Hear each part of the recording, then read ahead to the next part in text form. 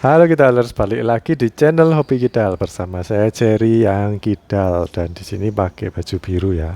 Ditemani oleh Ricky. Ricky ini bakul raket atau punya toko olahraga yang ya gak khusus badminton sih, tapi kebanyakan barang-barangnya barang badminton. Lalu di sebelah sana ada Alex sama Valen. Mungkin 2 tahun lalu berarti kira-kira mereka masih usia SMA ya. Ini aku udah lupa 2 tahun lalu aku ikut grup mana kok mainnya malam. Terus kok yang main kak ada teman-teman dari grup yang biasanya main minggu siang. Biasanya kalau sama teman-teman yang ini mainnya itu pakai sistem pindah bola ya. Jadi sistem yang lama. Terus langsung game 30 sih biasanya. Jadi nggak ada. Kalau sistem lama yang beneran kan biasanya game 15 terus ganti pindah lapangan terus 15 lagi ya. Mulai dari kosong kosong kan. Tapi kalau lanjut ya berarti langsung 30. Jadi bisa ketahuan siapa yang menang, siapa yang kalah. Kalau 15 sama maksudnya game pertama yang menang aku, yang game kedua yang menang lawan, nanti nentuin yang menang siapa kan harus rubber game. Nah itu biasanya apa ya, nggak dipakai sistem kayak gitu karena nanti lama yang main, nanti kasihan teman-teman yang nunggu. Oke, jadi apa kabar anak-anak ini? Eh, yang aku tahu sih mereka udah pada bekerja ya. Wah, yang aku tahu Valen sih sering ketemu sih aku di kadang di tempat kerja juga, tempat kerjanya dia sih. Jadi aku sering ketemu juga. Tapi yang Alex ini aku nggak tahu dia kuliah atau mungkin online kuliahnya nggak ngerti karena dia sekarang ya udah kerja juga. Nah karena sama-sama kerja dan kerjanya mungkin bukan tipe-tipe yang bisa ditinggal kalau pada jam kerja. Jadi waktu aku kalau kayaknya grup ini tuh pindah bukan hari Jumat sih. Pindah hari Selasa siang mainnya. Jadi Valen sama Alek itu kemungkinan besar nggak bisa datang. Jadi aku lihat mereka juga kayaknya jarang main gitu. Jadi kalau kita tanya apa kabar anak-anak ini ya mungkin secara fisik baik, nggak tambah gendut karena cara olahraga, tapi mungkin skill badmintonnya jadi melemah sih kalau jarang latihan. Paling enggak itu seminggu sekali atau 2 kali lah. Kalau di usia-usia yang seperti itu, seminggu sekali itu masih oke lah. Aku saranin kalau tambah tua ya, umur 20, 30-an gitu, diperbanyak sih 1 minggu bisa kalau masih kuat sih 30-an mungkin 1 minggu 3 kali itu masih kuat. Tapi kalau udah 40 ke atas sebaiknya sih seminggu 2 kali aja. Dan jangan terlalu intens sih kalau menurutku ya. Karena setelah umur 40 katanya ya masa otot itu berkurang 1% setiap tahunnya. Jadi kita itu kalau mau nge-gym sih disaranin sih. Cuman kalau menurut pengalamanku pribadi ya, kalau mainnya cuman seminggu sekali di usia 30-an ke atas atau 40-an gitu, itu waktu minggu depannya main lagi itu sakit lagi kakinya. Terus eh, jadi nggak ini sih, jadi cepat cedera. Terus lari-lari ke sana sininya juga jadi tambah lambat karena abis ototnya di build up 1 minggu 1 kali ya itu kalau nganggur seminggu kalian nggak melakukan olahraga lainnya, itu nanti minggu depan waktu main lagi itu sakit lagi, ototnya kayak jarem atau pegel-pegel ya. Itu biasanya kalau orang yang jarang olahraga itu habis olahraga pasti besoknya pegel-pegel atau jarem istilah Jawanya. Nah, untuk mencegah hal itu minimal seminggu 2 kali lah kalian main. Lalu aku lihat di sini aku juga pakai deker tangan ya, tapi aku kayaknya belum kena tenis elbow, mungkin cuman kayak jaram-jaram aja sih di tangannya. Terus kaki juga pakai deker, itu nggak ada cedera sih kayaknya. Seingatku aku nggak ada cedera, aku biasanya pakai itu biar bantu untuk lebih cepat aja geraknya. Pengalamanku sih pakai deker yang panjang ini ya. Jadi kalau ada ya babasan ya mungkin yang pakai model kayak gitu di kedua kakinya, itu membantu banget sih kalau bisa main bisa footworknya bisa lebih cepat kalau pakai deker sepanjang kaki gitu dari paha sampai ke betis ya. Tapi akhir-akhir ini ya udah nggak, akhir-akhir ini udah 1 tahunan mungkin aku udah nggak terlalu sering pakai karena jadi ketergantungan. Itu kalau aku amati ya, kalau aku sering pakai deker ototnya jadi malas terus mengecil. Nah, kalau pas kita gak bawa deker atau pas merasa nggak perlu, itu jadi melambat gerakannya karena kita ketergantungan sama deker. Nah, fungsinya deker sebenarnya buat apa sih ya? Kalau kalian cedera ya mungkin buat pencegahan biar nggak tambah parah ya. Terus kalau udah mulai sakit-sakit itu ya sebaiknya ini di treatment sih. Mungkin secara mandiri aja cukup kalau nggak terlalu parah ya, bukan cedera yang habis kecekluk atau jatuh gitu. Tapi kalau memang habis main sering sakit lututnya atau ankle-nya, itu ada kayak latihannya khusus sih, jadi kalian harus nambahin latihan seperti itu. Nggak boleh ngandelin cuman pakai deker-deker terus.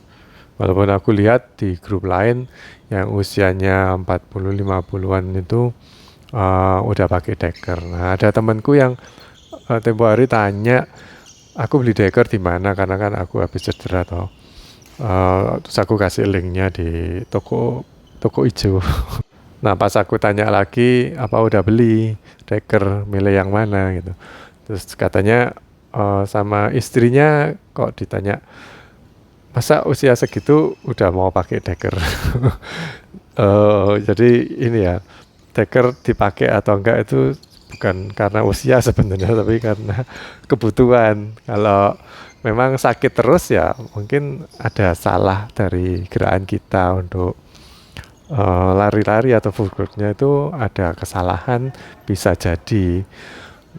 Aku lihat teman-temanku yang usianya di bawahku mungkin 5-8 tahun, ada yang udah jalannya lebih kesulitan, terus juga ada yang pakai deker. Nah, itu bisa banyak faktor karena berat badan juga, terus ngelangkahnya salah.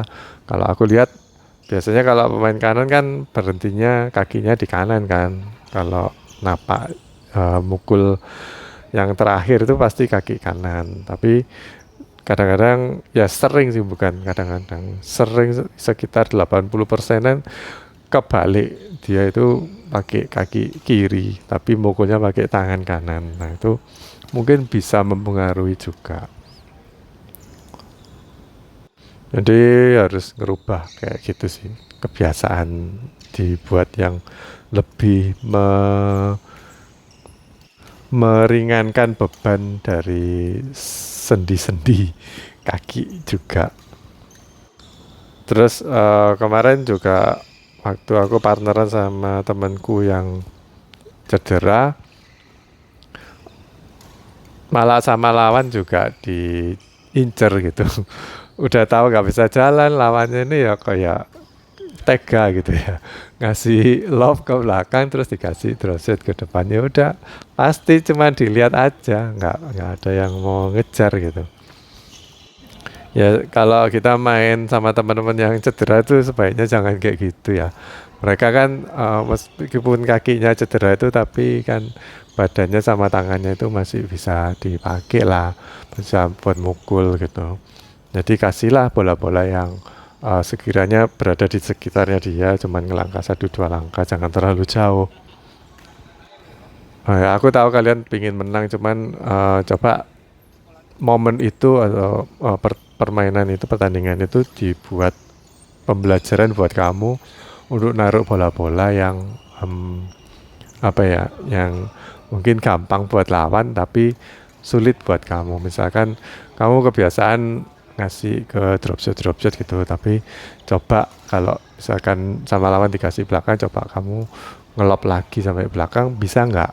Aku amati juga kalau teman-teman yang biasa main dikasih belakang terus ke drop shot, kalau dibutuhkan dia harusnya ngasih lob lagi ke belakang, itu nanggung.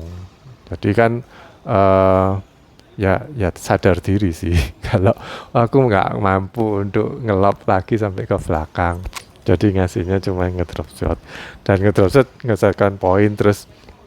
Ya kenapa nggak dilakukan terus ya, tapi coba momen-momen seperti itu dibuat pembelajaran ya, karena udah pasti menang lah, soalnya lawannya cedera gitu. Kamu kalau mau menang dengan cara itu boleh, cuman nggak usah terlalu banyak lah. Masa sama lawan, kamu sama lawan 30, lawannya cuma 10, itu kan ya kebangetan gitu. Nah waktu aku partneran sama ini yang cedera itu, kan memang diincar ya, aku nggak bisa apa-apa gitu. Karena aku sendiri juga kakinya cedera kan, tapi aku bisa kasih saran sih. Kalau kamu memang kesulitan untuk ngelangkah, ya coba ditebak aja kira-kira bolanya sama lawan tuh ditaruh mana. Misalkan kita ngelob ya, tahu kebiasaan lawan itu kalau di lob dia bakal ngasih ke net atau drop shot, ya kalian habis ngelob terus maju aja, jaga langsung di depan gitu. Nanti kalau misalkan lawannya nggak jadi ngenet, terus sama lawan di lob lagi, ya udah mati, nggak apa-apa. Tapi kan kita udah kayak nebak gitu. Oh kira-kira sama lawan nih kebiasaan 70% di drop shot, jadi aku tak maju duluan. Kan lumayan ya ngirit gitu, daripada kita harus lari-lari terlalu jauh, pasti nggak mampu gitu. Jadi harus bisa nebak. Tapi temanku nggak mau, ya udah. Akhirnya kita kalah gitu. Ya it's okay gitu, karena kita mainnya waktu itu, waktu kemarin tuh aku memang telat ya datang, jam sewanya tinggal 1 jam. Jadi aku main langsung nggak pakai pemanasan gitu. Jadi dalam permainan aku nggak mau terlalu ngotot. Dalam permainannya itu aku bikin jadi pemanasan. Lalu setelah aku kalah, terus ya aku main lagi langsung sampai jam sewanya habis, itu baru ngegas. Jadi dengan lawan yang berbeda ya, itu dengan partner yang berbeda juga, aku baru ngegas dan menang gitu. Nah mungkin itu bisa dibuat ide juga ya. Kalau kalian mungkin nggak sempat pemanasan, main jangan terlalu ngotot. Nanti kalau terlalu ngotot, nanti bisa cedera. Jadi bisa pemanasan waktu main gitu, bisa. Jadi nggak terlalu ngejar-ngejar banget bola-bola yang perlu dikejar. Kadang ya cuma dilihatin aja, kalah juga gak apa-apa. Yang penting badan kita itu gerak. Dan kenapa kok aku sewanya tinggal 1 jam kok nyempatin datang, karena ya grupnya dibilangnya sepi, terus ya aku kasihan juga, dan aku juga perlu kayak gerak gitu, uh, karena aku punya jatah seminggu mungkin 2 atau 3 kali main gitu. Kalau sampai bolong seminggu cuma 1 kali, itu biasanya waktu minggu depannya sakit lagi dan aku menghindari hal itu, jadi aku sempetin habis kerja langsung datang ke lapangan. Nah ini mungkin juga ide buat anak-anak muda ini ya, Alex sama Valen. Jangan karena kerja terus males badminton. Kalau bisa ya, walaupun capek disempetin sih. Kemarin ada om-om yang sempat sharing ke aku.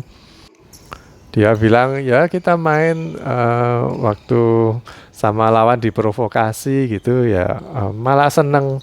Soalnya jadi apa ya, jadi rame gitu. Digudoi atau mungkin sama lawan diprovokasi atau kita yang memprovokasi lawan, jadi rame kayak saling ilok-ilokan atau saling ini ya, adu mulut gitu. Tapi nggak sampai bertengkar ya, karena mereka kan udah tua ya, umur 64 kalau nggak salah kemarin omnya itu bilang. Nah dia bilang kalau main ya mungkin menang atau kalah dia udah nggak terlalu mikirin, yang penting bisa teriak-teriak terus happy gitu, dan itu bisa mengurangi kayak stres di kerjaan, stres di rumah mungkin. Jadi pentingnya berolahraga itu seperti itu. Jangan karena biasanya sih anak muda biasanya udah ini ya udah bisa kerja terus kepingin kerja terus ngumpulin cuan, ngumpulin uang gitu. Tapi lupa dengan kesehatan. Nah, uangnya banyak buat apa? Buat beli cat time, buat beli gorengan, buat beli junk food. Nah itu apa, nabungnya bukan kesehatan tapi nabung penyakit gitu. Kayak makan sosis, proses food, nugget, kayak mie instan kayak gitu, itu harusnya mulai dikurangi sih. Dan sejak dini harusnya mulai aware lah. Mungkin di Indonesia nggak pernah diajarin kayak gitu. Kalau di Jepang ada salah satu content creator tuh bilang kalau di Jepang anak-anak ditanyain favorite food apa kamu ya sukanya, jawabnya apa, brokoli, bayam, nasi putih. Itu kan semua kayak contoh-contoh makan makanan yang sehat. Kalau di sini mungkin ditanya anak kecil, ditanya senangnya apa, pizza, burger, gorengan, sosis kayak gitu-gitu kan. Tapi malah yang di Jepang anak-anak kecilnya itu memang dari kecil udah diajarin makan makanan yang sehat dan yang dia suka gitu, dan orang lain juga yang dewasa juga suka.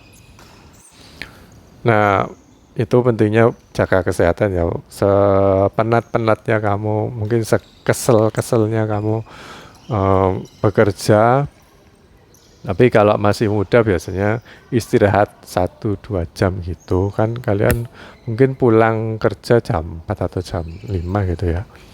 Terus ya mandi mungkin nggak usah mandi, makan juga boleh, terus main badminton lagi gitu. Atau kalau boleh waktu ada, kan sebulan biasanya ada jatah cuti gitu ya. Kalau mau ya dipakai buat main badminton. Ya mungkin anak-anak itu mikir lah kok enak, mending ke luar negeri ya, gak apa-apa. Ya ini sekedar saran aja sih. Jadi mungkin masih muda nggak ini ya, nggak terlalu care buat olahraga itu, nggak seberapa penting, karena memang waktu aku seusia mereka juga nggak ini, udah berhenti badminton juga nggak ada olahraga lain. Dan kalaupun olahraga renang atau lainnya itu mungkin aku cuma sebulan sekali. Tapi kalau udah mulai umur 30, 40 baru aware bahwa olahraga itu penting. Jadi jangan niru aku. Kalau bisa anak-anak muda ini rutin ya berolahraganya. Nggak harus jadi atlet kok. Kalian olahraga itu bukan ngasah skill aja, tapi cuman buat kesehatan. Main-mainnya kalau aku malah lebih seneng grup-grup yang mainnya biasa-biasa tapi bisa main ya. Daripada grup-grup yang pemainnya bagus-bagus terus aku setiap kali datang kayak harus selalu kompetitif gitu, aku malah nggak suka sekarang ini. Kalau dulu mungkin suka tapi sekarang udah nggak terlalu suka main yang kompetitif, maunya main yang having fun dan happy.